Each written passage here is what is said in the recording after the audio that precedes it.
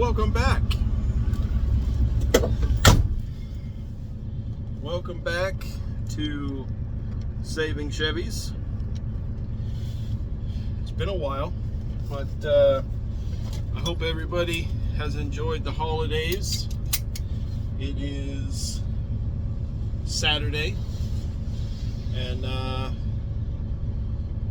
we're gonna take Reba for a good old drive. We're gonna run some errands today. I've had her registered and insured for a few weeks now. We have been driving her a lot. We got a problem with the lights that I got to work out, but it's daylight currently, and we're just gonna take her out and run some errands.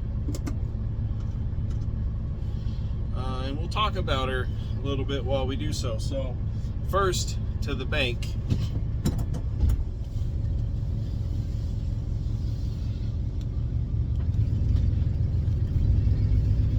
I've been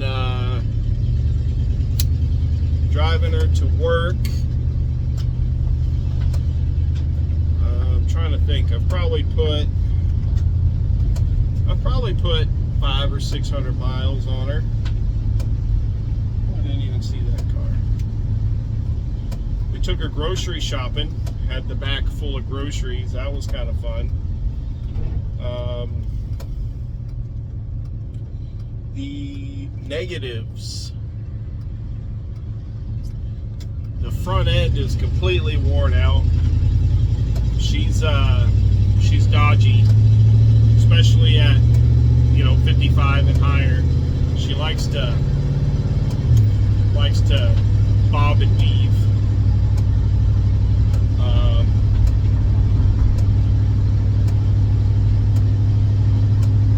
I've got parts coming for the front end. The light issue. So the light issue I have is when I pull the switch out, the headlights and the front markers come on, but the interior lights and the tail lights don't come on immediately. They take some time to come on. They just come on randomly. There's nothing I can do. I haven't spent a lot of time troubleshooting it, but I need to dig in and figure that out. I don't know if you can hear it, but the speedometer cable is wore out. That's what that ticking is. Also, the odometer doesn't work, so she is permanently at 46,439. Oh wait, yeah, it doesn't work. I thought I saw the tenths moving, but it did not. So, what else? What else is negative? The rear window. The rear window has car arthritis. She's really slow. I need to figure that out. I got a carpet kit coming. I got some seat covers, just some of those like cheap truck type seat covers. That should doll up the interior quite a bit.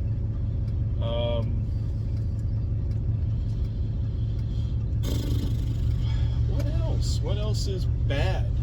The seat is all collapsed on the driver's side.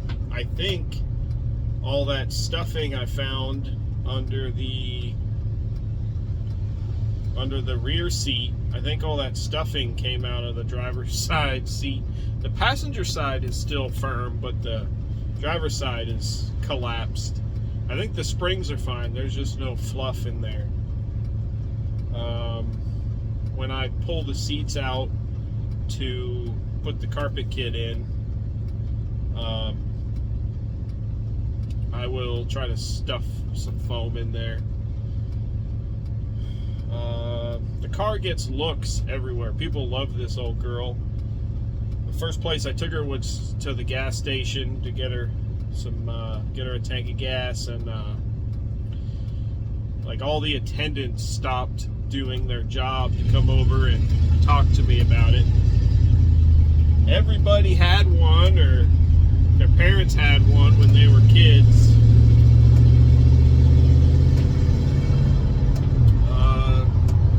More positive,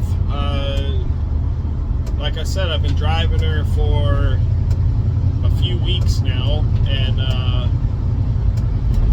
I did some rough math as far as gas mileage, and she's getting probably about 15, 16 miles to the gallon, which is really cool.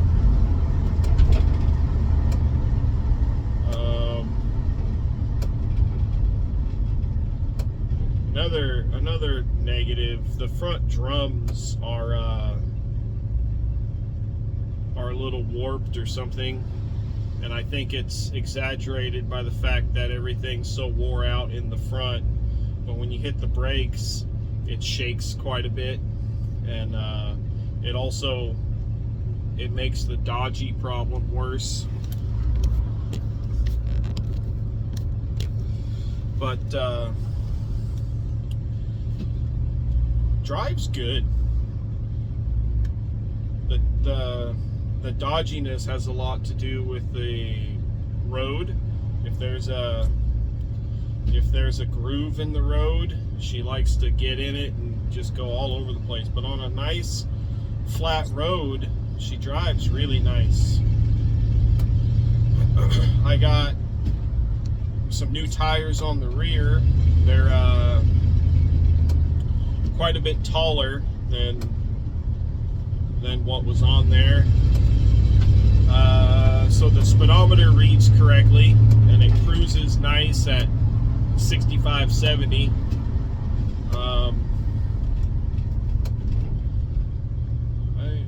I don't know. I drive around with the car seat in the back. I have my kid in the back, and I've been driving 60 miles round trip to work and back. I leave Eugene, go up to Harrisburg, and then go over into Coburg, and from home to work, and then from work back home is 60 miles, and I haven't had any trouble. She refused to start for me one morning in Harrisburg, and I fixed that. I think it was bad battery cables. Anyway, well, I know it was a bad connection, because all my power would just go away, and I replaced the battery cables, and it seems to have taken care of that. I think the starter is on its way out, because when the starter is cold, it cranks beautifully, but after it's got some heat in it, it doesn't want to crank. It cranks slower, like the timing is too advanced. But I'm pretty confident my timing is correct. Probably the most amazing part of it is she barely burns any oil. Like, I probably drove her for 2 weeks before it burned any oil, and I've added about half a quart of oil in all the time I've driven it, which makes her the least oil burning vehicle I have, besides the Trailblazer. But the heater works, the wipers work, the lights work when they want to, which I will dig into that, because that bothers me. I like all my lights to work.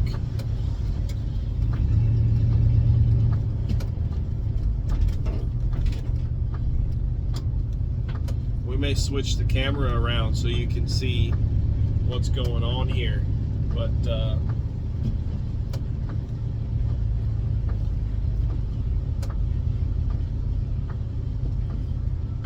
pulling into the ATM.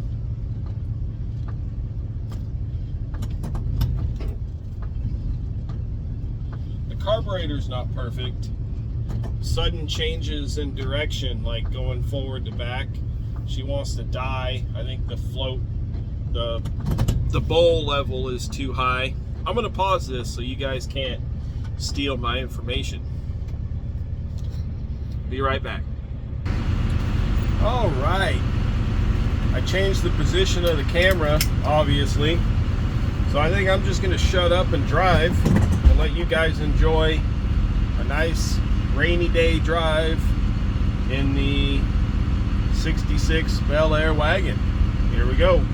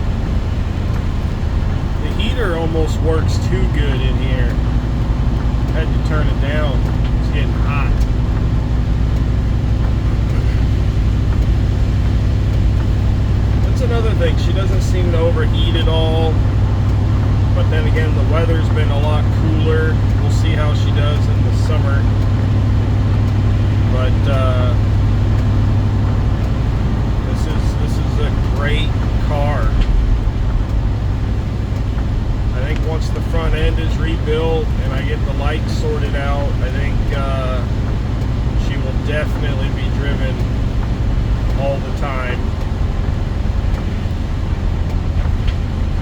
Can't believe she was parked. But honestly, being parked is what saved her. Oh, see the shake? If she hadn't been parked, I don't think she'd exist today. You know, unfortunately, there was a time when station wagons were not very popular, and I feel like if the gentleman that owned her hadn't hung on to her, she'd have been parted out. Somebody would have yanked the engine and trans and front clip, and I think she'd have been parted out. So, you know, sometimes what seems to be a bad decision turns out to be a good decision. So this thing just sitting in the backyard is the reason she exists today. But I wish I could have talked to the guy, learned more about why it was parked. I have a feeling the brakes are the reason it was parked. The brake shoes were coming apart. There was nothing left, and I'm sure the front end had something to do with it. I'm sure it was wore out when it was parked. But yeah.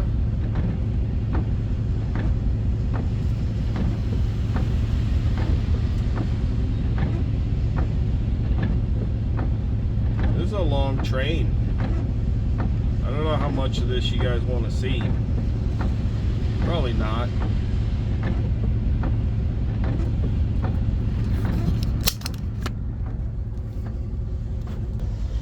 We're going on 20 minutes long, so I think I'm going to end this video. Thanks for coming for a little cruise with me. There will definitely be much more on this car, because there's a lot of creases that need to be ironed out, so to speak. So stay tuned. With the passing of the holiday season, I'm going to get back into making more videos. I got some stuff going on with Betty. We're going to put the transmission in soon. I'll introduce Red, my Nova. We'll do stuff with that car. So there'll be much more. So enjoy your New Year's. Be safe. Don't drink and drive. And stay tuned for more content. We'll see ya. Thank you for watching.